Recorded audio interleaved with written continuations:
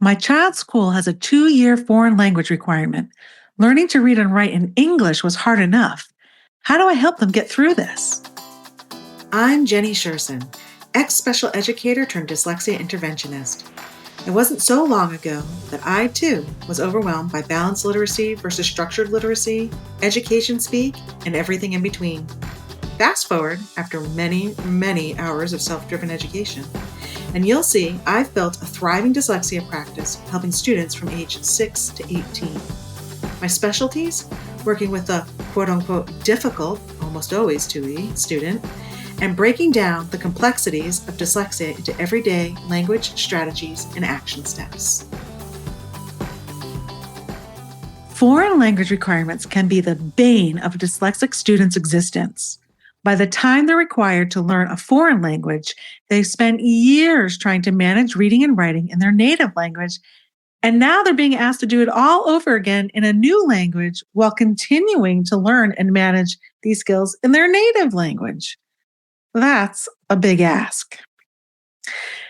That's not to say a person with dyslexia can't learn a foreign language, but dyslexia is an issue with language processing. So the same issues a dyslexic has in their native language are also going to show up when they try to learn a second language. So what are some of the ways you can help make it easier for them? The first thing you can do is to make sure that your child is receiving all of their accommodations in this class. There is a place on the IEP in 504 that tells you when and where the accommodations are delivered. You want to check that if your child has accommodations like extra time, access to assistive technologies, and alternative means of assessment, they're to be delivered in, quote, all settings. The all settings notation means the accommodations will be delivered throughout all areas and classes in the school.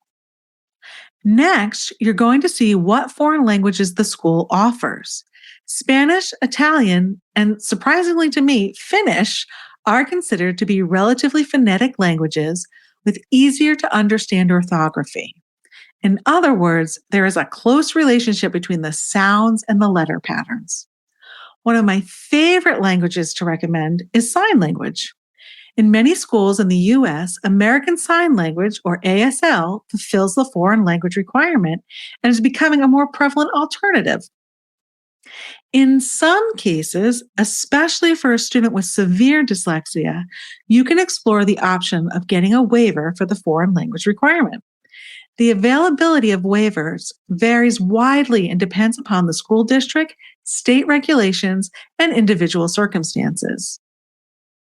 In order to get a waiver, and like anything involved with special education, you're going to need documentation and likely a letter of recommendation from an outside neuropsychologist or educational psychologist, stating that due to the nature of your child's dyslexia, the required foreign language classes should be waived for your child. You're going to need to call a meeting with the school, bring your documentation, and explain how your child's dyslexia impacts their ability to learn a foreign language. This should be clearly stated in your documentation already. You're just going to have to verbalize it. If the school can't or won't waive the requirement, ask about alternatives. Would they be willing for your child to do an independent study in ASL? And this is assuming they don't offer ASL already. Could they participate in an immersion course over the summer? Think outside of the box. Managing the foreign language requirements takes some research. What options are available? And some creativity. What are some other ways this requirement can be met? And after saying all of that, sometimes a student just wants to learn something. A student may have a burning desire to learn French and will overcome all obstacles purely through interest and determination. If you have any further questions about being dyslexic and learning a foreign language, please feel free to sneak into my inbox. I'd also love your input. What would you like to hear from me in the future? Is there a topic I haven't covered yet you really want to learn more about? Or do you have a pressing need and you're really not sure how to handle it or move forward? Send me a DM on Instagram or drop me an email at jenny@literacyuntangled.com. That's JENNIE @literacyuntangled.com. I can't wait to hear from you. Until next time, bye-bye. I hope you enjoyed this episode of Literacy Untangled. If you loved this episode as much as I did, head on over and rate and subscribe so you never miss an episode.